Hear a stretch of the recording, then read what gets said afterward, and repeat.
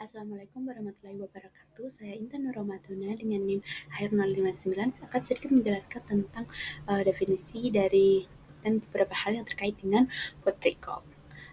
Food recall sendiri merupakan metode yang dilakukan bertujuan untuk mendapatkan informasi gizi mengenai semua makanan dan minuman yang dikonsumsi oleh responden dalam 24 jam terakhir.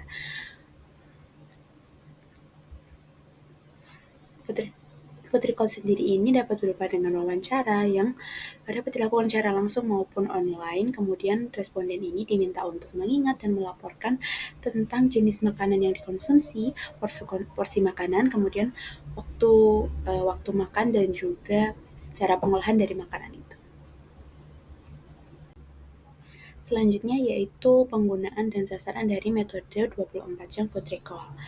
Metode ini tuh cocok untuk mendapatkan gambaran asupan jangka pendek pada populasi maupun subkelompok. Kemudian metode ini juga memerlukan profil zat gizi yang cukup rinci tanpa beban tinggi seperti penimbangan makanan penuh. Maka dari itu, metode ini memiliki beban yang rendah pada responden. Kemudian untuk metode ini juga dapat dilakukan untuk membandingkan dengan metode lain, misalnya dilakukan untuk memvalidasi metode SQFFQ. Sasaran dari metode ini dapat digunakan untuk responden anak, remaja maupun dewasa, dan juga lansia. Namun mungkin untuk lansia dapat diperlukan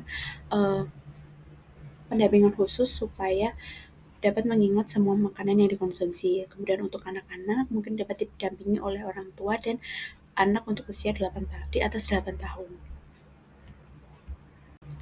Metode ini dapat dibantu dengan instrumen lain, misalnya seperti buku foto makanan, kemudian food model, dan juga form untuk uh, pengisian dari metode food recall ini. Berikut merupakan contoh form untuk pengisian dari food recall ini, kemudian berikut contoh food model dan juga buku foto makanan yang biasanya dijadikan pembantu atau instrumen yang membantu dalam proses berlangsungnya metode ini. Selanjutnya, metode 24 jam food recall ini memiliki kelebihan dan kekurangan. Kelebihan yang pertama yaitu mudah diterapkan dan biaya yang relatif rendah. Kemudian metode ini juga tidak membebani responden dan dapat menggambarkan pola konsumsi jangka pendek. Metode ini dapat diaplikasikan dengan bantuan alat bantu untuk meningkatkan akurasi estimasi dari porsi. Kemudian metode ini juga tidak mempengaruhi pola makan responden. Selanjutnya, kekurangan dari metode ini yaitu tergantung pada daya ingat responden, rentan terhadap underreporting atau overreporting, dan recall tunggal ini tuh tidak representatif dalam menggambarkan kebiasaan makan dari responden. Kemudian tidak akurat untuk bahan-bahan tersembunyi, misalnya seperti bumbu dan minyak. Kemudian wawancaranya itu membutuhkan tenaga terlatih untuk mendapatkan akurasi yang tinggi, sehingga biaya yang dikeluarkan itu mungkin dapat lebih tinggi. Selanjutnya, analisis dan penyajian data metode ini.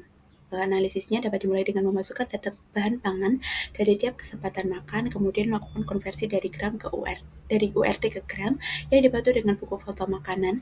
Kemudian perhitungan zat gizinya dapat dengan manual, dengan TKPI, kemudian untuk secara komputasi dapat dengan bantuan Nutrisurvey.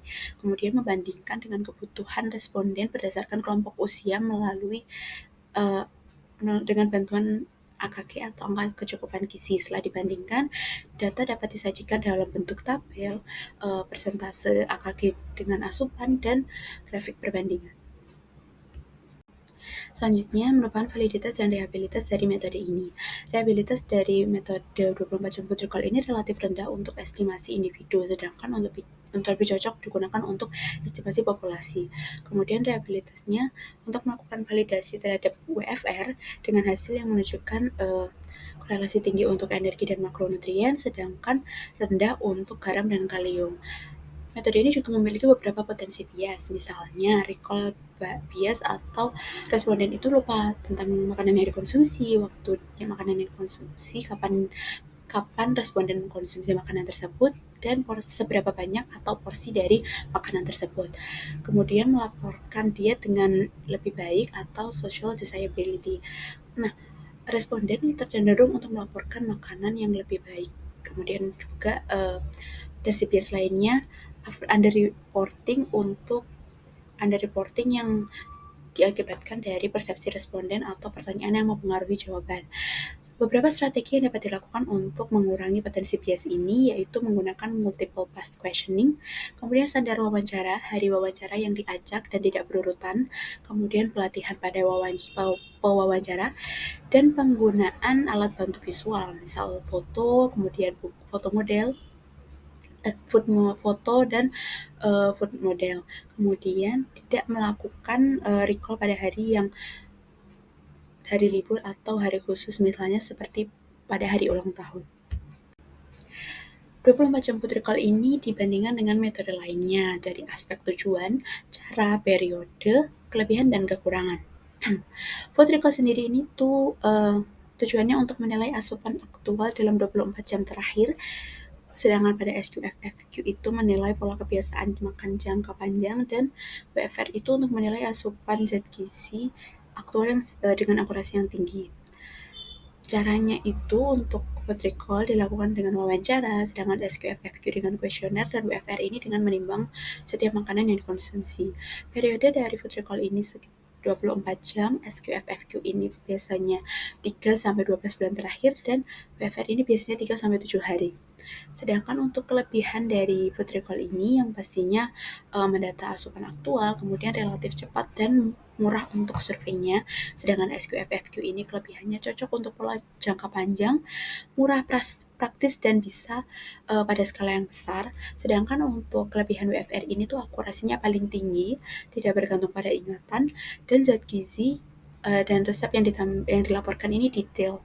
Kekurangan dari tiap metode tersebut, untuk food recall kekurangannya lupa terhadap makanan dan porsi yang merupakan dari potensi bias dari metode ini. Kemudian sering terjadi under atau overreporting. Sedangkan pada SQFFQ kekurangannya yaitu overestimate atau underestimate dan bergantung pada daftar makanan.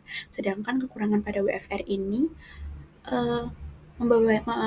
metode ini membebani responden dan biaya yang dikeluarkan cukup tinggi dengan waktu yang lama.